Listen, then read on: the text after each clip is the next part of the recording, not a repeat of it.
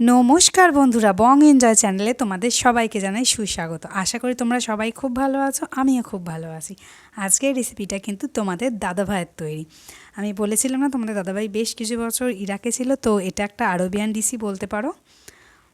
তো দেখে নাও, এটা হচ্ছে ঘরে বানানো 7 আপ বা স্প্রাইট। কীভাবে বানাবে? একদম অল্প উপকরণ, অল্প চিনি, 2টো পাতিলেবু আর অল্প কিছুটা আইস কিউব আর একটু ঠান্ডা সোডা। তো এই কটা জিনিস হলেই কিন্তু এই জিনিসটা ঘরেই তোমরা তৈরি করে খেতে পারো, দোকান থেকে আর কেনা লাগবে না। এটা কিন্তু একদম মানে দোকান থেকে কেনা যে 7 আপ কিংবা স্প্রাইট যে রিফ্রেশিংনেসটা দেয়, এটাও কিন্তু সেম দেবে। তো তোমাদের দাদাভাইকে অনেক করে বলার পর তো তোমাদের দাদাভাই একটা একদম সোজা রেসিপি তোমাদের জন্য দেখাচ্ছে, যেটা কিন্তু চটজলদি তোমরা তৈরি করে নিতে পারবে ঘরেই। তো এই দেখো, পাতিলেবু আছে, পাতিলেবুগুলো ফার্স্টে কেটে নিচ্ছে, নিয়ে রসগুলো ফার্স্টে বার করে নেবে। এই দেখো, রসগুলো আগে বার করে নিতে হবে।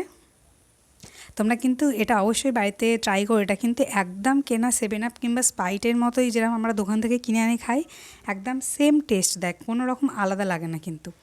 এবার আমরা এখানে একটা চিনির শিরা তৈরি করে নেব। এখানে ধরে নাও 1 বাটি, ছোটো বাটির 1 বাটি চিনির সাথে অল্প একটু জলের সাথে তোমরা চিনির শিরাটা তৈরি করে নেবে ফার্স্টে গ্যাসে। এই দেখো, চিনির শিরাটা রেডি হয়ে গেছে। এবার এটা আমরা একটা বাটির মধ্যে ঢেলে একটু ঠান্ডা করে নেবো। এবার এইদিকে আমরা 7 আপটা বানাই। এবার 2টো গ্লাসের মধ্যে অল্প অল্প কিছু আইস কিউব দিয়ে দেবে।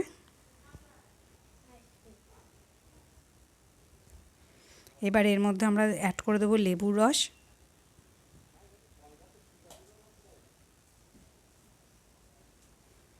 আমরা কিন্তু 2টো গ্লাসেই 2 চামচ করে লেবুর রস দিচ্ছি।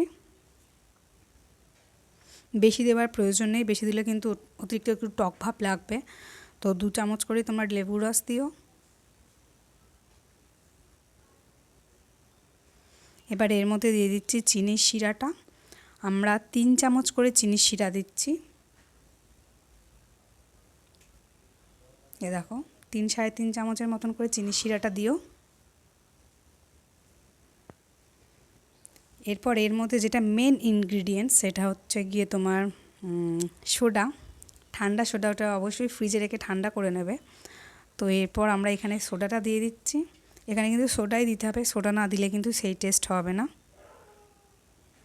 আর আমরা জানি সোডা কিন্তু আমাদের পেটের পক্ষে খুবই উপকার।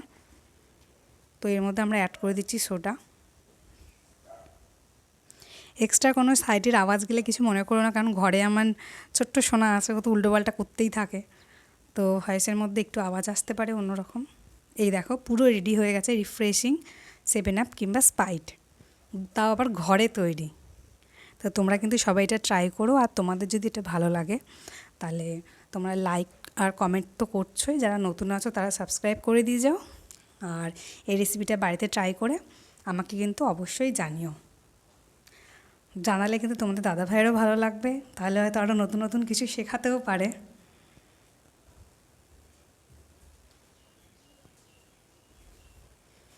এই দেখো কতটা সুন্দর হয়েছে, একদম কেনা 7 আপ বা স্প্রাইটের মতো দেখতেও আর খেতেও একই রকম। আশা করি তোমাদের সবার খুব ভালো লেগেছে। ধন্যবাদ।